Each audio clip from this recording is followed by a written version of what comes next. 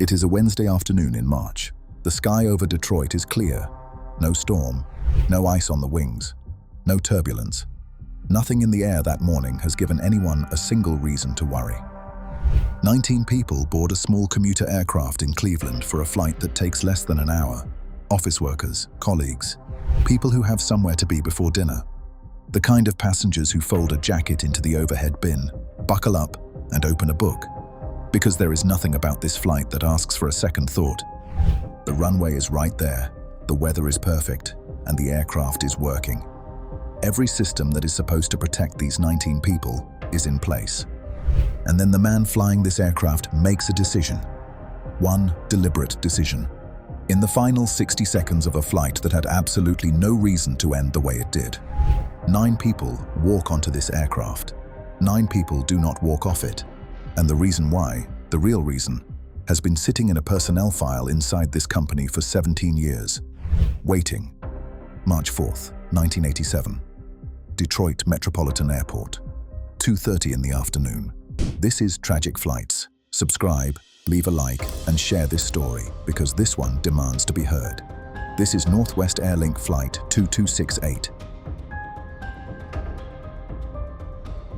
To understand how 19 people on a routine Wednesday afternoon end up in a fireball 60 feet from a runway that is right in front of them, you need to understand two things: the aircraft and the man flying it. The Casa C-212 is a Spanish-built twin-engine turboprop that started its life as a military transport, built to haul troops and equipment into rough terrain where other aircraft simply could not go. Short strips, unpaved runways, and in hostile conditions on both sides of the equator. Tough, practical, designed to take punishment and keep flying. In the mid-1980s, small regional carriers across America were operating converted civilian versions of it on short hops between smaller cities and the major airline hubs that served them. Fisher Brothers Aviation runs several of them under the Northwest Airlink brand, the regional feed network that connects smaller Midwest cities to Northwest Airlines' main operations at Detroit and Cleveland. The aircraft today is registered N160FB. It has 12,917 flight hours behind it and has made this kind of trip hundreds of times. As machines go, this one has earned its record. The route is Cleveland to Detroit, under an hour, the kind of flight a crew makes without raising their pulse. Now let's look at the man in the left seat. Captain David Shearer is 45 years old. He has been flying for Fisher Brothers Aviation since March 1970, 17 unbroken years with the same company, on the same routes, in the same aircraft.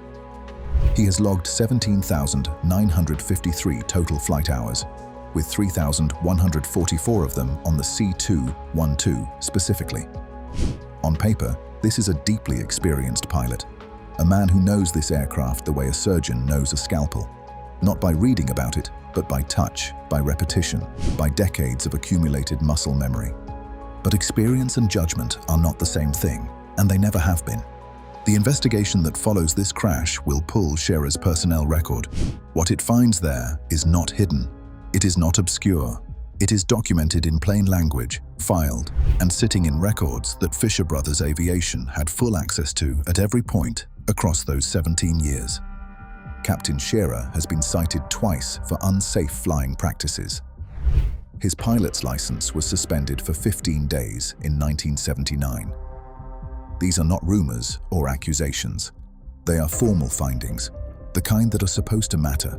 He kept flying for 17 years, right up to this afternoon. Beside him sits First Officer Sean Manningham, 26 years old. He joined Fisher Brothers in July 1986, just 8 months before this flight. He has 1,593 total flight hours, 212 of them on the C-212. He is young, building his hours, learning the routes. The man sitting to his left has been flying professionally for longer than Manningham has been a licensed adult. In the cabin behind them, one flight attendant works the back. 3 off-duty crew members are deadheading, riding as passengers on their way to another assignment. A company manager is also on board. And then the paying passengers. People who bought tickets from Cleveland to Detroit were expecting nothing from this afternoon except an uneventful hour in the air. 19 people, a clear sky, a Wednesday. Nothing about this flight should end any other way than normally. But there is something the passengers in the back have no way of knowing. A DC-9, a large commercial jet, is sitting at the end of runway 21R at Detroit Metropolitan Airport, waiting for its departure clearance. It has not moved. It is still there when Flight 2268 is cleared for its visual approach and directed straight in to land. The runway the captain is aiming for is occupied, and the captain decides he is going to make this approach work regardless. Here is something most passengers never know, and most people outside aviation have never had reason to think about. The propeller blades on a turboprop aircraft are not fixed. Their angle changes constantly in flight, adjusting to conditions, managing thrust, and keeping the aircraft moving efficiently through the air. In normal operation, the pilot does not think about this. The system manages itself. But there is another setting, a different mode, one built for a specific purpose in a specific place. It is called beta mode. Picture it this way. After a turboprop lands and the crew needs to slow the aircraft quickly on the runway, they can rotate the propeller blades to such an extreme angle that instead of pulling the aircraft forward, the propellers become two enormous air brakes working against the aircraft's own momentum and scrubbing off speed in seconds. It is aggressive. It works. It is exactly what the system is built to do. On the ground, after the wheels touch down, that is where beta mode belongs. That is the only place it belongs. Using it in flight, while the aircraft is still airborne, still descending, still relying on both engines to behave predictably, is an entirely different matter. In the air, at low speed, beta mode can cause one engine to respond differently from the other. One propeller is braking harder. One side of the aircraft is losing thrust, while the other does not. At altitude, a crew has room and airspeed to manage that kind of imbalance. 60 feet above the ground, they have neither. Every manual written for this aircraft states it without ambiguity. Beta mode is a ground operation. It is not to be used in flight. Captain Shearer knows this rule. He has known it for 17 years on this very aircraft type. He uses beta mode in the air anyway, not because something has gone wrong and he is out of options, not as a last desperate measure, as a shortcut. A deliberate choice to come down faster and land shorter than a proper stable approach would allow, to put the aircraft on the ground quickly enough to clear ahead of the DC-9 sitting on the runway below. Flight 2268 is already coming in too steep and too fast, higher on the approach path than the procedure requires, descending at a rate that a stable approach does not allow. The correct response at this point is not complicated. It is the same response that every operations manual in every airline in the world demands in this situation. Go around, climb away, come back and set the approach up properly. Captain Shearer does not go around. At 60 to 70 feet above the ground, with the runway threshold just seconds ahead, he pushes the power levers past the flight idle gate and into beta. In the air, at low speed, with 19 people behind him and the concrete runway ramp below. The two propellers do not respond equally. One engine enters beta as commanded. The other does not match it, a condition investigators later connect to higher than normal fuel flow settings on both engines that affect their behavior. At low power settings, one side of this aircraft is now producing less thrust than the other dramatically. The aerodynamic forces across the two wings become violently and suddenly unequal. At 60 feet above a concrete ramp at low speed, on final approach, with the runway right there, the aircraft yaws hard to the left. It banks, it rolls, the nose pitches. In the space and time that remain, measured now in fractions of a second, there is nothing a crew can do, no input that reaches the aircraft before the ground does. Think of it this way. Think of driving a car at speed and someone reaching across and wrenching one front wheel violently to the side. The car does not correct gently. It does not slow down and drift. It snaps. It goes where the force takes it. And at 60 feet above a concrete surface, the ground does not hold off while a recovery is attempted. Witnesses standing on the airport ramp see it happen in real time.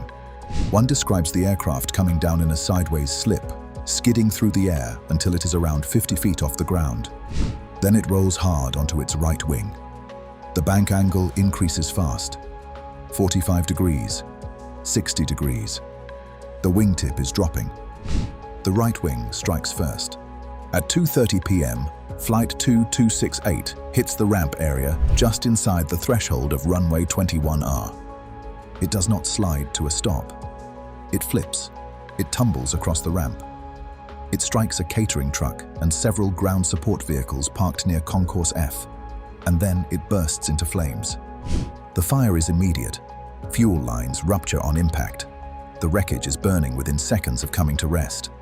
In the tower, a controller spots the fire and, for almost a full minute, believes a fuel truck has caught a light near the gate area. It takes that long, 60 seconds, before anyone realizes the fire is coming from an aircraft. By the time that understanding arrives, every vehicle on the field is already moving toward the smoke. 19 people were on board when the wheels left Cleveland. 9 of them, including both Captain Shearer and First Officer Manningham, are dead. 3 workers on the ground ramp are injured when the tumbling aircraft strikes the vehicles near the concourse. They survive, but they will carry this afternoon with them for the rest of their lives. When the autopsies are completed, the medical findings for all 9 victims are the same. The cause of death is smoke inhalation and burns, not the impact, the fire. For some of those 9 people, the crash itself was survivable. The forces involved, while severe, were not incompatible with survival. What killed them was what came next. The seconds and minutes after the aircraft stopped moving, when the smoke took over the cabin before people could find their way out. And here, alongside the captain's decision, the investigation finds a second failure, quieter, less visible, equally lethal. The passenger seat cushions on this aircraft contain no fire-blocking material. Fire-blocking cushions are treated to resist igniting in a post-crash fire. The treatment slows the moment at which the foam inside the cushion catches and burns, buying the 30 seconds, the 60 seconds, that a dazed passenger needs to get their seatbelt off, find the nearest exit, and get clear of a burning aircraft before the smoke overwhelms them. The technology exists. It is not complicated. It is a material treatment applied at the point of manufacture. And this aircraft does not have it because the regulations at the time did not require it for commuter aircraft below a certain passenger capacity. Federal investigators are direct in their findings. Some of the 9 who died might have survived if the seat cushions had been fire-blocking. Not all 9, but some. 9 lives, a regulatory gap. A protection that existed and was simply never made mandatory for aircraft like this one. The investigation also faces the same obstacle that had crippled the Bar Harbor inquiry 2 years earlier. There is no cockpit voice recorder on this aircraft, no flight data recorder. The CASA C212 falls below the FAA size threshold that makes it mandatory. No tape, no data, no record of what the 2 men in that cockpit said to each other during the approach. No way to hear whether the first officer raised a concern. No way to know if Shearer said anything at all before he pushed those levers. What investigators have is witness testimony from the ramp, radar data from the approach, wreckage and engine analysis, and the captain's personnel file. The personnel file, when it surfaces, reframes everything. 2 citations for unsafe flying, a 15-day license suspension in 1979. All of it documented, all of it is accessible, and none of it is enough in 17 years to put anyone at Fisher Brothers Aviation in a room and ask the obvious question. He was put back in the left seat every time, flying passengers who had no idea what his record said about him. The NTSB. Probable cause does not look for gentle language. The crash was caused by the captain's inability to control the aircraft following his deliberate use of beta mode in flight, a ground-only system engaged in the air to descend rapidly and land short, which created an asymmetric power condition at low speed and low altitude from which there was no recovery. Deliberate. He chose it. It was not confusion. It was not a mechanical emergency. It was a shortcut, taken by a man who had taken shortcuts before and had not yet paid the price for them. Contributing factors include the unstabilized approach that should have been abandoned well before the threshold. The DC-9 was on the runway, creating pressure to land quickly. The higher than normal fuel flow settings changed how both engines responded when beta was engaged, and the absence of fire-blocking seat cushions, which the board names as a direct contributor to the severity of the deaths. Not one failure, 5, stacked on top of each other, on a clear afternoon, in front of witnesses. The recommendations reach across the industry. Fire-blocking material becomes mandatory on passenger seat cushions throughout commuter aviation. Stabilized approach criteria must be standardized and enforced at every commuter carrier. Not recommended, required. Propeller pitch control systems must be redesigned to prevent in-flight beta engagement without proper safeguards. Surveillance of maintenance facilities must be tightened, and the board makes clear that a history of unsafe flying citations must be treated as the warning it is, not filed and forgotten. Fisher Brothers Aviation does not survive the year. In May 1987, 2 months after the crash, its remaining assets were acquired by Midway Airlines. The Northwest Airlink service out of Cleveland and Detroit passes to other operators. The CASA C212s fly on with different carriers. The 9 do not get another afternoon. There is a version of this Wednesday where everyone goes home. The DC-9 clears the runway. The approach is stable and configured correctly from the start. The captain flies the procedure the way it was written, lands the aircraft on the numbers, taxis to the gate, and shuts down the engines. 19 people unbuckle, collect their things, and walk into the terminal at Detroit Metropolitan Airport on a clear March afternoon, thinking nothing more of it. That version costs nothing. It requires no extraordinary skill, no courage, no special effort of any kind. It requires only that the man in the left seat follow the rule he already knows. Instead, 9 people die. A 26-year-old first officer with everything ahead of him dies for a decision he did not make. 3 workers on the ground ramp go home injured, and a company that employed a pilot with 2 unsafe flying citations in its left seats for 17 years closes its doors 2 months later. The question this investigation cannot answer is the one at the center of every accident built on a repeated shortcut. How many times had he done it before and landed safely? How many steep, fast approaches had produced nothing more dramatic than a firm touchdown? How many times had beta mode in the air delivered a short landing and a quiet taxi to the gate? How many safe outcomes had quietly taught David Scherer that the rule existed for a less experienced pilot, a less controlled situation, not for him? That is how shortcuts survive. Not because they fail immediately, because they work. 9 times, 19 times. Enough times that the man taking them stops believing the rule applies to him, until the one time the aircraft responds differently, until 60 feet is not enough room, until the cost of every previous shortcut arrives at once. Every fire-blocking seat cushion on a regional commuter aircraft today exists because 9 people burned in Detroit on a clear afternoon when they should have walked away. Every stabilized approach requirement is drilled into commuter crews. Every rule now stands between a captain's record and the passengers sitting behind him who have no idea what is in his file.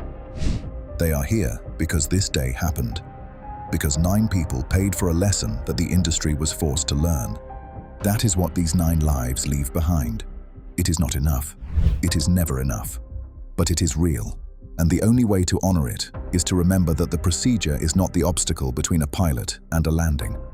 The procedure is what brings everyone home.